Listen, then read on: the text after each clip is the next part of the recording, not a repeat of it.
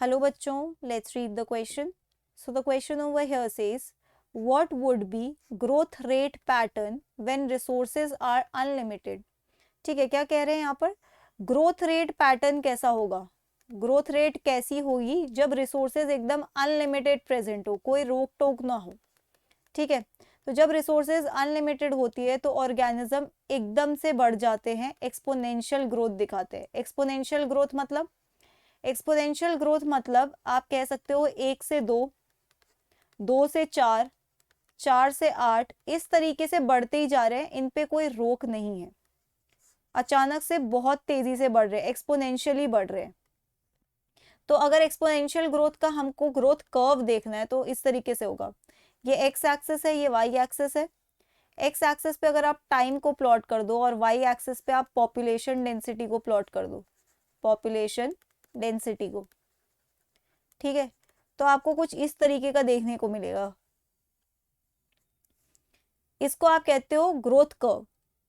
Population density आप देखो, पहले तो धीरे धीरे बढ़ी, फिर अचानक से शॉर्ट टाइम में ही बढ़ती ही जा रही है, बढ़ती ही जा रही है और बढ़ती ही जा रही है शॉर्ट टाइम में, क्योंकि ग्रोथ कैसी है, एक्सपोनेंशियल है.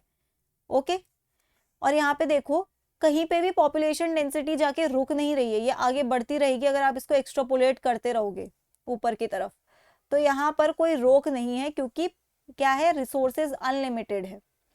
तो आप इसे, इस टाइप के कर्व को क्या कहते हो, आप कह सकते हो ग्रोथ कर्व. इस सिचुएशन में कैसा मिलेगा, ग्रोथ कर्व होगा जे शेप्ड. इसकी शेप कैसी है, जे शेप्ड. और अगर मैं इसकी इक्वेशन लिखना चाहूँ, इस टाइप के ग्रोथ की इक्वेशन लिखना चाहूँ, तो मैं लिख सकती हूँ dn upon dt is equal to r N. ठीक है, dn upon dt is equal to r N. यहाँ पे dn अपॉन dt मतलब क्या हुआ, ग्रोथ रेट. ग्रोथ रेट, अगर r की बात करूँ तो r क्या है, बायोटिक पोटेंशियल.